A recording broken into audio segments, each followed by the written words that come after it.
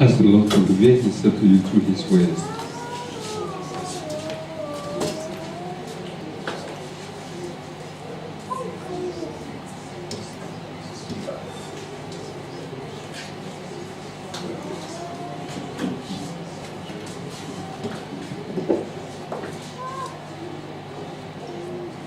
Blessed Father, we thank you for this hour. You have given us a new year to live and to praise and worship your holy name. Loving Father, we come before you, surrendering not just only this first week and Sunday to you, but the whole weeks of January, even to December. For whatever is committed into your hands will never go back. Therefore, we are surrendering the whole months of this year and our lives to you. Take the whole months, take the whole weeks,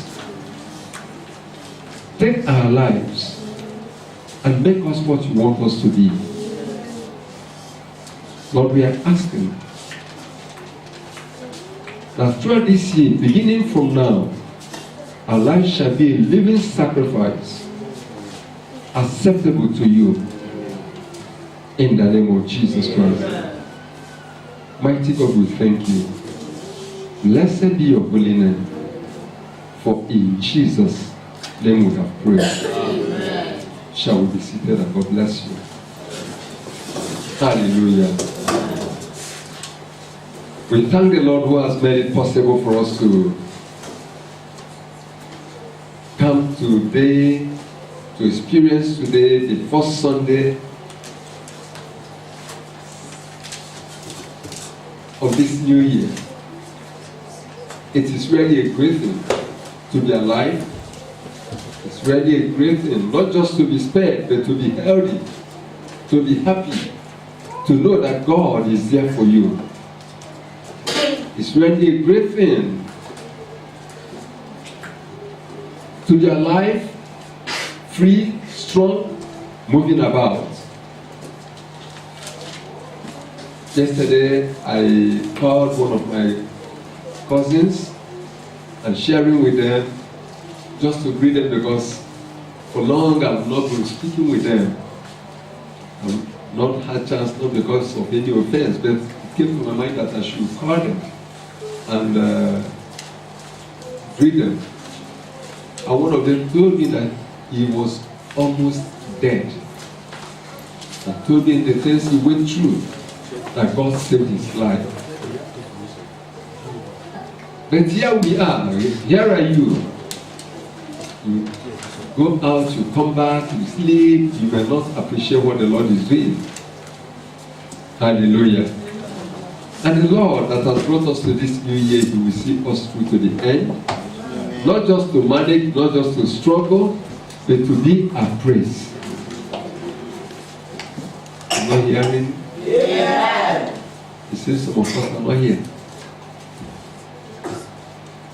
The promise of the Lord is to make you appraised. Amen. And the Lord is faithful from everlasting to everlasting. It's not a man that promises and withdraws. When he makes his promise, he fulfills it. And the Lord shall fulfill his promise to you in the name of Jesus. Amen. This morning I want to speak on the power of sacrifice. The power of sacrifice. Amen. I want to read from the book of Genesis, chapter 1. And I read from verse 1. Genesis, chapter 1, from verse 1.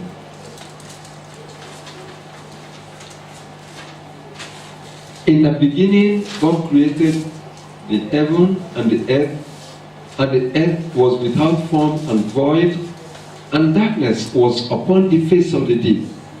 And the Spirit of God moved upon the face of the waters. And God said, "Let there be light." And there was light. And God saw the light that it was good. And God divided the light from the darkness. And God called the light day, and the darkness He called night. And the evening and the morning were the first day.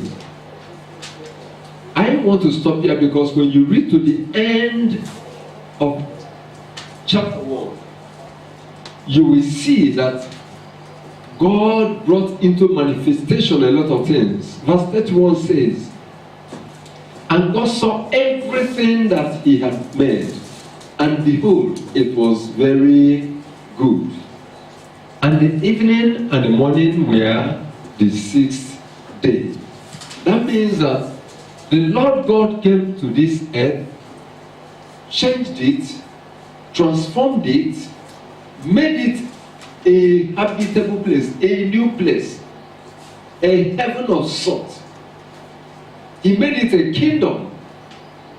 And after creating man, He handed it over to man.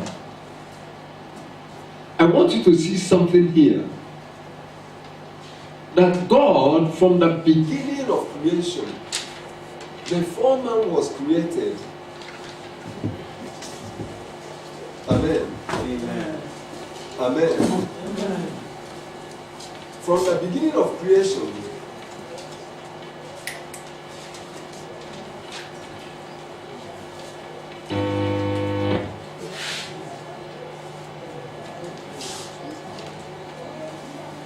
hallelujah. Amen.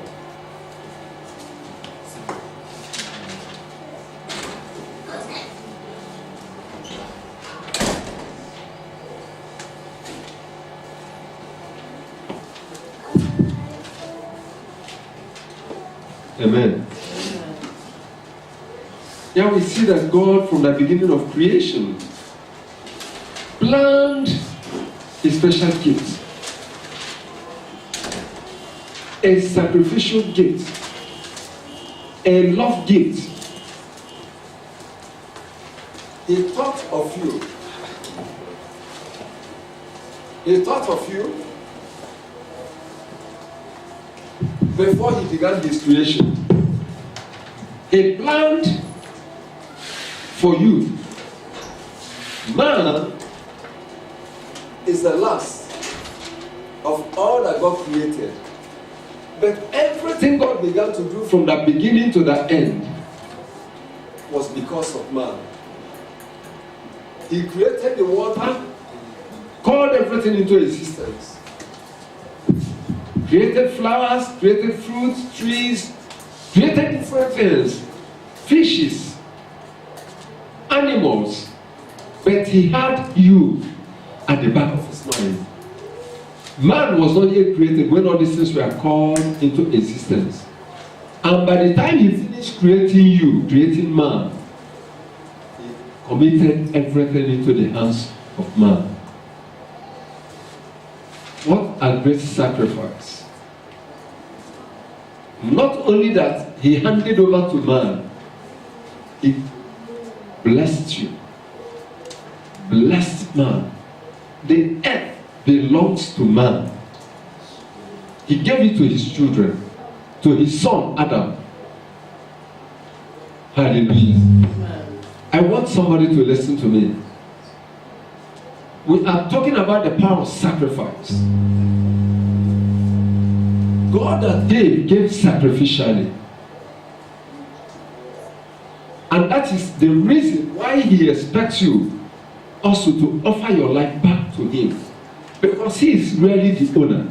Number one, He is not just the owner of the earth where you are living. He is your owner. He is your maker. He is your creator. And more importantly, He is your Father. Amen. Amen. Amen. Amen. The place and importance of sincere and godly sacrifice is a great theme throughout the Holy Scriptures. Look at the Bible from beginning to the end. You see sacrifice. Look at 6 days the Lord spent here creating, calling things into manifestation. 6 days he was at work. He just didn't do anything and brought it anyhow and asked man to come and take charge. He made the earth beautiful. He made it good and very good. Everything that is necessary for you to live was created. Everything you needed to be happy was created. Everything that will make the environment habitable was created. And he handed it over to you. And this is to make you to understand, make us to understand that God is not interested in the suffering and struggling of his people. If there is anything at all about suffering, about struggling in life, it came from man's disobedience. Because the sacrifice God made was powerful, it was great, and it was glorious. Imagine that he made man in his own image, after his own likeness. No creature looks like God except man. No creature can reason like God except man. No creature was asked to take dominion, to have dominion over his creation here in this realm except man. What is this sacrifice? The first and greatest sacrifice is what you have seen. God is the first giver. He is the person that he has always given himself to us.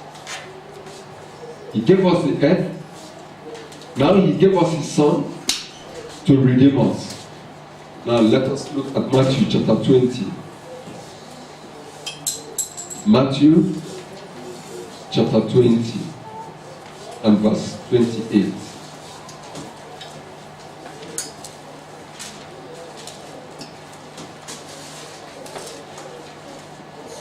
Okay, let me take it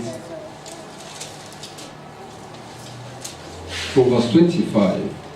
But Jesus called them unto him and said, "You know that the princes of the Gentiles exercise dominion over them, and they that are great exercise authority upon them.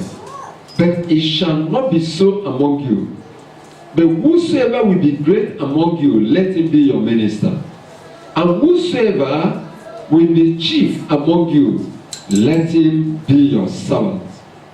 Even as the Son of Man came not to be ministered unto, but to minister and to give his life a ransom for many." To give his life a ransom, a sacrifice, for many to be saved, for many to be delivered, for many to be blessed. Now you see, Jesus did not come to just live or to manifest glory, manifest wealth and riches, or to show an example and disappear. He came to give his life a ransom. And to understand this, you know that there must be service.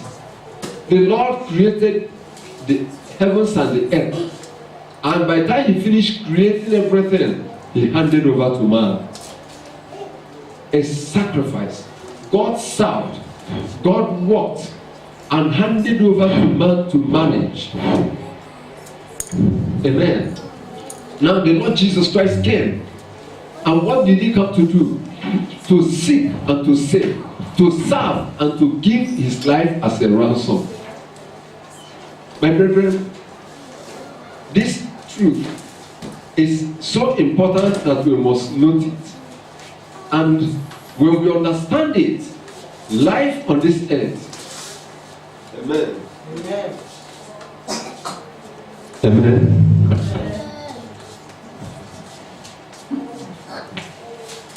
When we understand it, life on this earth will be an adventure, an enjoyable experience. You realize that God loves you. God is there for you.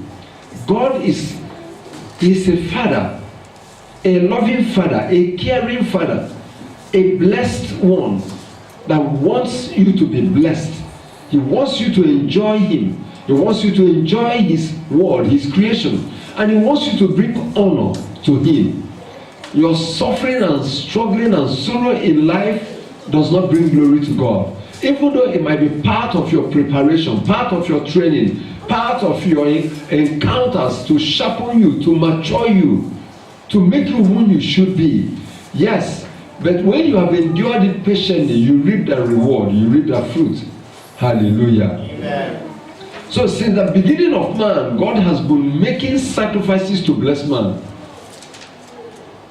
God has been making sacrifices.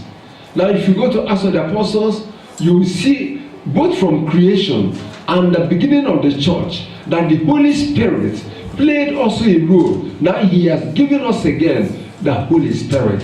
Sacrifice. Sacrifice. Can somebody say sacrifice? Sacrifice. It's a powerful sacrifice. Amen. Amen. Now listen to me. For those who expect God to bless them this year, for those who expect to do exploits this year, for those who expect, to excel this year, for those who want to experience God's greatness, God's glory, abundance, I want you to understand, sacrifice is the key to the great blessings and favor of God. Sacrifice is the key to God's great blessings, to God's favor. A life of sacrifice is of great price before God. Sacrifice is needed. God has given us an example. Jesus has shown us an example. The Holy Spirit today is in the believer's life and in the church as a sacrifice to help you, to help the church, to help the body of Christ, to help you as an individual in what you are called to do or in what you have chosen to do, in whatever profession you have chosen in life or you are led to pursue in life. The Holy Spirit is there to inspire, to encourage, to comfort, to guide, to lead, to counsel, to teach, to show the way.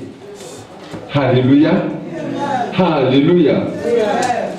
So we see that the Son of Man did not just come to rule, he did not just come to be served, rather he came to serve, not just only to serve, but to give his life, what? A ransom. That means in your place, he gave himself. Instead of you dying, he chose to die for you. Instead of you being jailed, he chose to be in prison for you. Instead of you suffering, he chose to suffer for you. Instead of your body, your heart being broken, he chose to be broken for you, so that you will experience God's goodness, so that you may experience God's blessing, so that you may experience God's glory. What a great sacrifice. Hallelujah. Amen.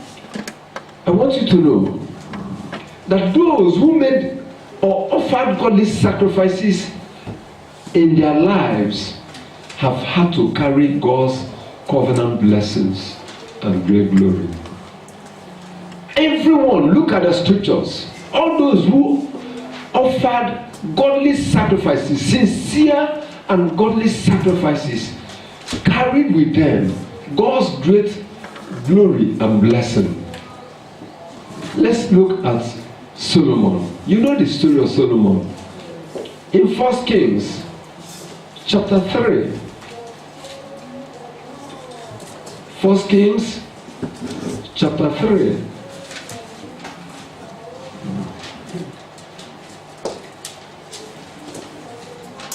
We read about the story of Solomon. Amen. Amen.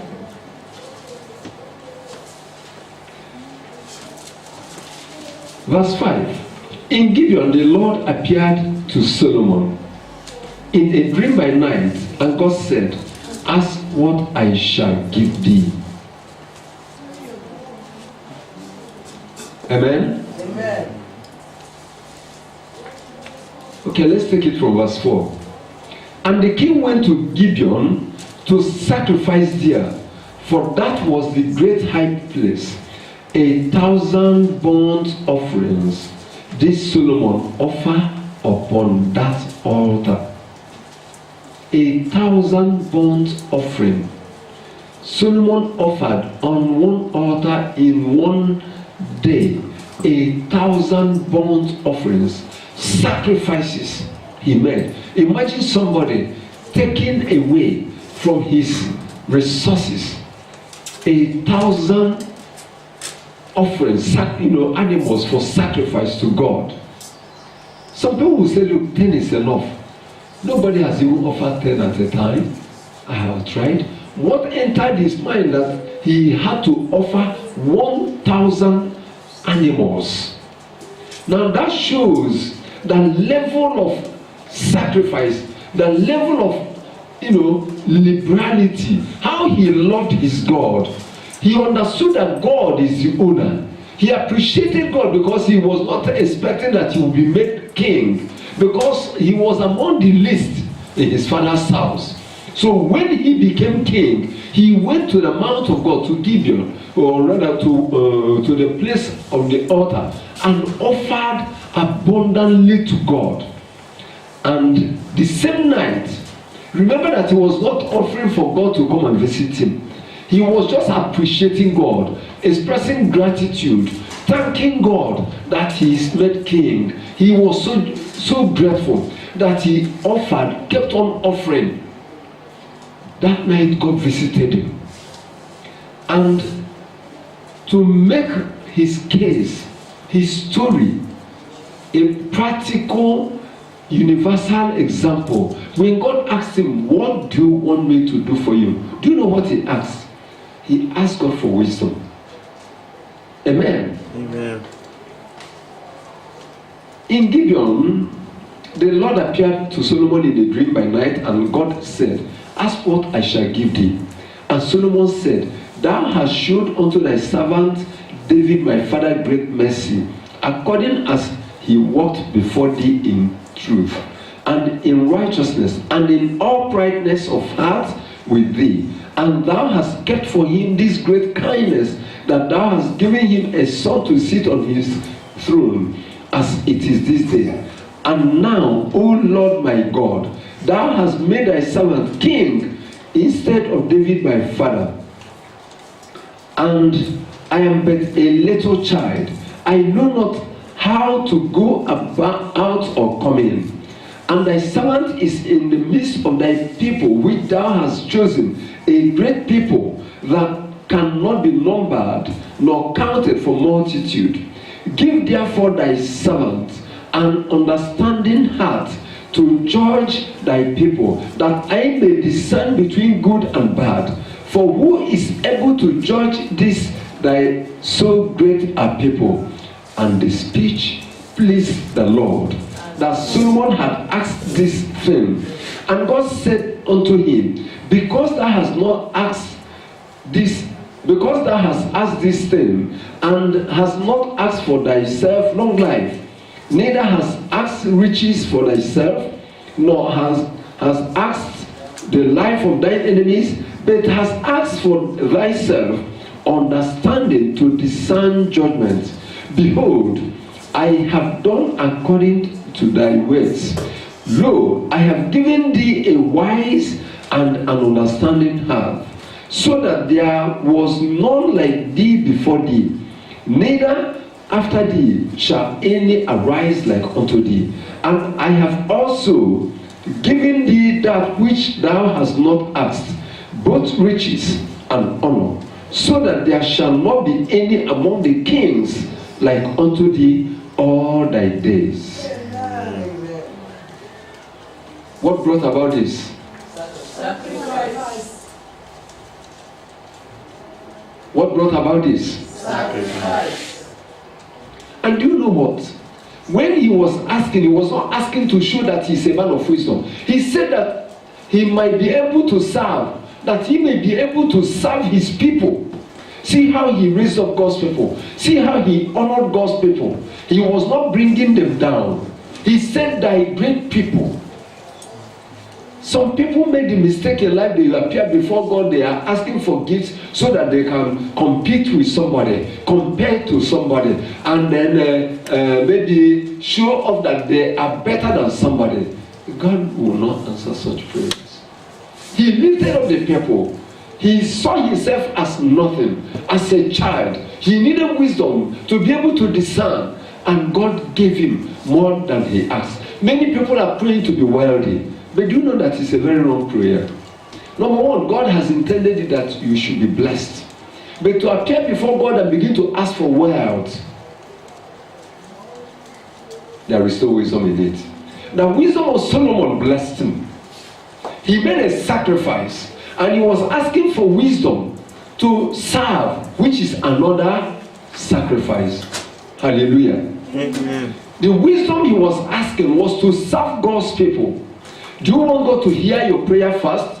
Do you want God to answer your prayers first? Do you want God to bless you beyond what you've asked? Ask it to be able to serve. Jesus said, our Lord Jesus said, the kings of the earth exercise dominion. The nobles, the honorable men, the great men of the world, they want to show their honor. They want people to serve them. But he said he has not come to be served, but rather to serve and to give his life a ransom. If you want God to bless you this year, listen to me. Serve God with your whole life. Serve God with your resources. Serve God with your time. Serve God with your talent. Serve God with your treasures. And you will see God blessing you. Many people think that giving to God is a loss. No. When you give to God, God is not just a banker. Remember, he is the owner. You are just a mere steward. You are a steward of God. Now, but whoever comes back to him appreciating him, just like the lesson today, the first fruits. When you come back to God in obedience, with love, with gratitude, appreciating him, whether you are expecting or not, he adds to what you've given to him. Hallelujah. Amen. Hallelujah. Amen. Now, Solomon, his wisdom brought him to this. Now, your wisdom to learn is to learn to make sincere and godly sacrifice this year. That will be your wisdom this year. To learn from Solomon. Amen. Wisdom and wealth of Solomon came because of his sacrificial offering, his sacrifice, and the desire to live a life of sacrifice. Salvation of Noah and his family came through what? His sacrifice. He sacrificed his time in obedience to God to serve God. God said, Noah, build an ark. What he never saw anybody built in his life. He spent his time. Now, if we call for a retreat now and say everybody we are going to have retreat and take permission from your office, some will find it impracticable. Some will find it difficult. How do you expect me not to go to work? How do you expect me not to go to my business? And then come and spend time, praying and fasting and listening to messages. Now, they do not know that the time sacrificed to the Lord is rewarded in a great measure, greater than your expectation will be. Hallelujah. So look at Noah. When God told him, do you know that building the ark occupied him? It took him away from his business. He sacrificed his time and his talent. The grace of God came upon him. The wisdom of God came upon him. He built the ark. He was saved by his ark. Do you know that your sacrifices will save you? Solomon's sacrifices blessed him. Your sacrifice will not only bless you, it will also save you. Amen. Your sacrifice would deliver you from evil. Amen. Your life of service and sacrifice will save you, will bless you, and deliver you from evil. Amen. Hallelujah. Amen. When you go to chapter 6, you see when the Lord told, chapter 6 of Genesis, you see when the Lord told Noah to build the ark. And he left everything and built the ark as the Lord told him. And when it was completed, the Lord said, now it is time to save you. Now let us go to chapter 8. Chapter 8. And I read from verse 20. Chapter 8 from verse 20. And Noah builded an altar unto the Lord, and took of every clean beast, and of every clean fowl, and offered burnt offerings on the altar. And the Lord smelled a sweet savour. And the Lord said in his heart, I will not again curse the ground any more for man's sake. For the imagination of man's heart is evil from his youth. Neither will I again smite any more everything living as I have done. While the earth remaineth, seed time and harvest, and cold and heat, and summer and winter, and day and night shall not cease. Now chapter 9 verse 1. And God blessed Noah and his sons, and said unto them, be fruitful, and multiply, and replenish the earth. And the fear of you, and the dread of you shall be upon every beast of the earth, and upon every fowl of the air, upon all that moveth upon the earth, and upon all the fishes of the sea. Into your hand are they delivered. Every moving thing that liveth shall be meat for you. Even as the green herb have I given you all things. Now look at the blessing. This second time, Noah came out from the ark. Remember, God did not tell him anything. Just like Solomon, he felt, what a great deliverance. Only my family saved. Only my family delivered. Oh, we escaped this great judgment. Now we are living. He gathered of what God brought into the ark, the clean beasts, and offered sacrifices unto God. Not just one. You see, stingy people will say, it's just, after all, God does not eat it, it's just to burn it. Hallelujah. Amen. Hallelujah. Amen. Now, verse 20 says, and Noah builded an altar unto the Lord, and took of every clean beast, and of every clean fowl, and offered burnt offerings on the altar. Amen. Now, he took of every, and of the fowls. Hallelujah. Hallelujah. Amen. So you see people, when people generously surrender themselves, when people generously offer to the Lord, serve the Lord, you see, God begins to think. You may not hear his word. You may not see a vision like Solomon. You may not have a big dream like Solomon. But God started thinking in his own heart. It was as if he was thinking aloud, and the prophets had it and recorded it, or Noah discerned it. And God said what? God first of all blessed them and said, while the earth remaineth, as long as the earth remains, he said seed time and harvest. Amen. Seed time and harvest, and cold and heat, summer and winter, day and night shall not cease. God made a vow that these things will no longer be cut off. Hallelujah. Amen. So seed time and harvest is already guaranteed again. So whenever you sow, know that you are definitely going to have a harvest. Not just reap something. Harvest. Harvest is different from reaping. Amen. Harvest talks about bounty. Reaping talks about the labor. Hallelujah. You will reap means that you will be gathering. But when there is a harvest, that means that there is bounty. There is abundance. It's beyond your expectation. It's beyond your imagination. And it shall be so in Jesus' name. Amen. So we see that Solomon offers sacrifice, and by wisdom demanded again to serve, give to serve, and God blessed him abundantly, super abundantly, above abundance self. And Noah, look at Noah, he spent his time obeying God. That saved his family.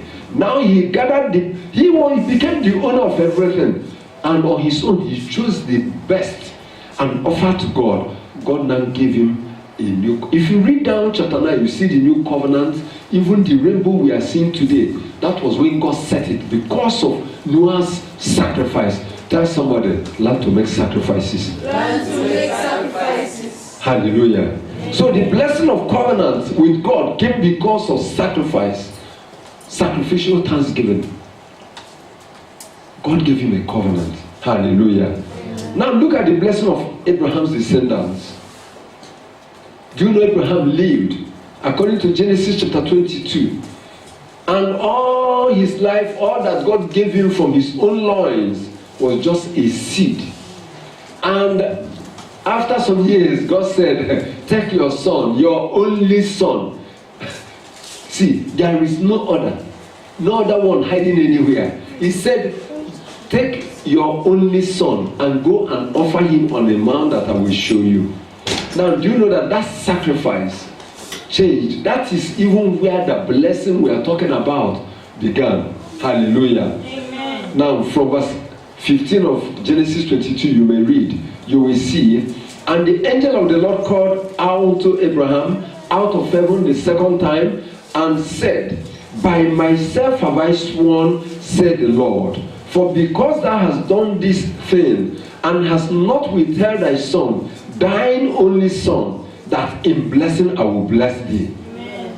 And in multiplying I will multiply thy seed. Now listen to me. What you are doing today will not just affect you, it affects your seed. It affects your descendants. It affects the descendants, of the generation of your descendants that are yet to be born. He said, now in blessing, I will bless you. But the next level of the blessing was referred to his seed. And in multiplying, I will do what? I will multiply thy seed as the stars of heaven and as the sun which is upon the seashore. And thy seed shall possess the gate of his enemies. And in thy seed shall all the nations of the earth be blessed, because thou hast obeyed my voice. What a great blessing coming through sacrifice. Abraham was ready to sacrifice his only son. What is it that you are holding on to? You cannot let go. You cannot hand over to God. Is it your time, your leisure? Is it your talent? Is it your gift? Is it your own honor, your human dignity that you cannot sacrifice to serve God? Abraham was asked to offer his son as a sacrifice. Remember that Abraham's journey began with the call of God to leave everything. He lost his inheritance in his father's house. He lost every property he had there. Apart from the things he could take away. The house he built, he lost it. If it was just a tent, he gathered only his tent. He left the land, left the relationship, left everything he owned in that place, and started a new life with God. And look at it. He served God by faith. Now, to make sacrifices requires faith. Just like we discussed in the morning, it may not look very easy, but when there is obedience, when there is faith, when there is confidence in God, you see that you know that you cannot give to him and lose. You cannot serve God and remain the same and not be rewarded. Hallelujah. Amen. So Abraham's sacrifice brought blessings not just only to him, but also to his sons. And not only just to his sons. Today the world is affected by that sacrifice he made. And that's why we are told that Christ has redeemed us from the curse of the law, being made a curse for us. For it is written, cursed be he that hangeth on the tree, that the blessing of Abraham might come upon the Gentiles. So you see, through Christ now we are inherited, we are heirs of that blessing. Amen. Amen. Amen. Amen. So the blessing of Abraham has become universal. God blessing his seed, and you as a believer, that blessing has come upon you. Don't allow the devil to deceive you. Don't allow the devil to tell you you're under a curse. You are not under a curse.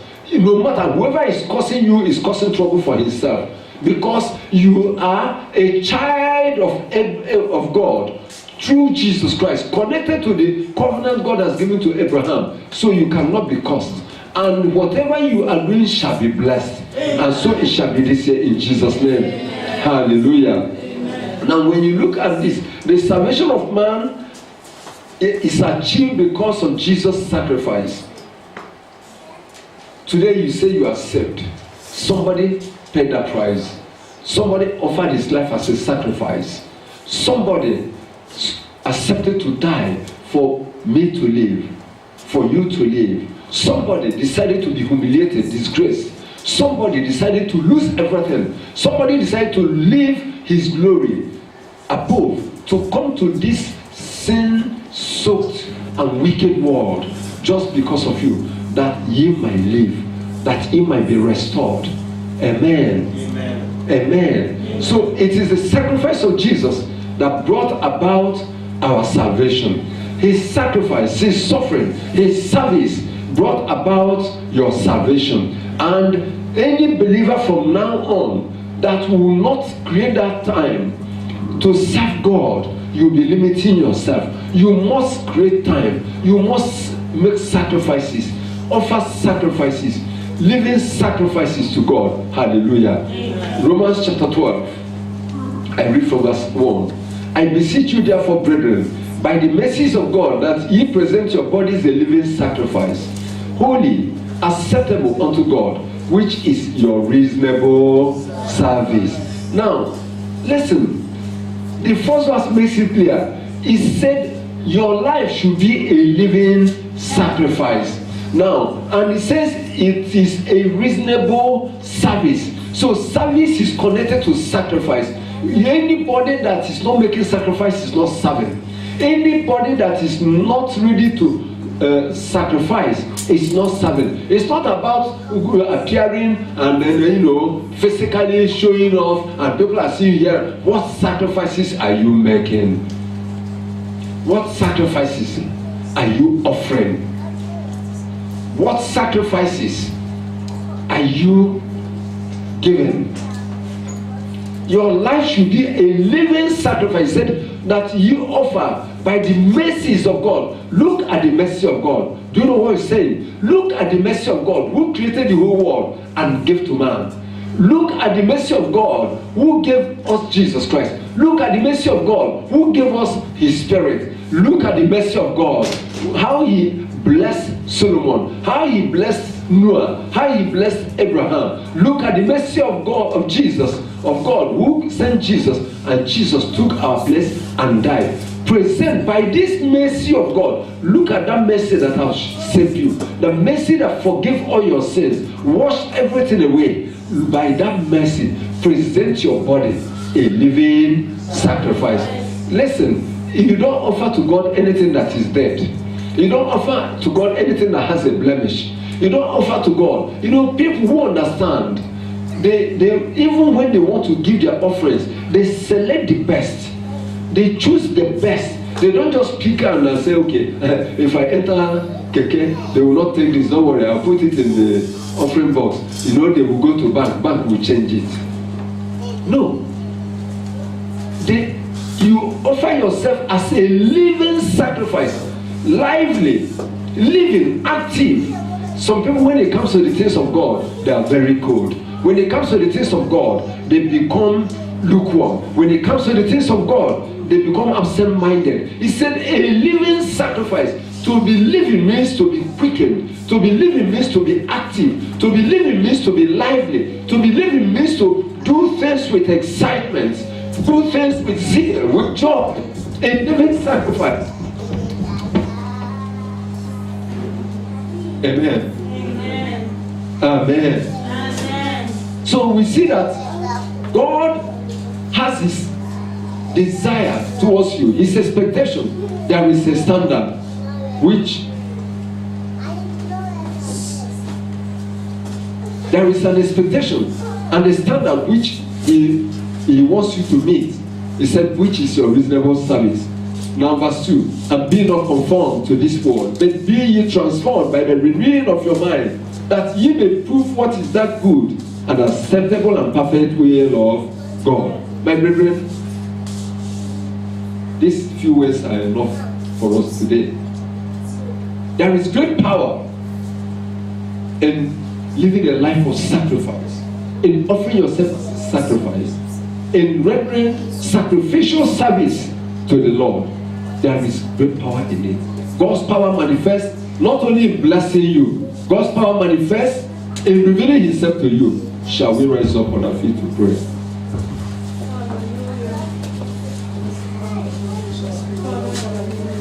Lord, thank you, Lord, for this sacrifice, Lord, I know I bring that unto mankind, unto my life, God, I worship you. The sacrifice of the beginning of the creation, that Lord, you are Your condition may not look for me, oh Lord, I worship you. convenient. You look at your situation, you think, you have a reason. No. What is that condition? What is that challenge? What is that experience? Present your body as a living sacrifice. Offer yourself a living sacrifice. Now, if God asks you to offer yourself, then is it your time, your talent, your treasure that is what you want to keep away?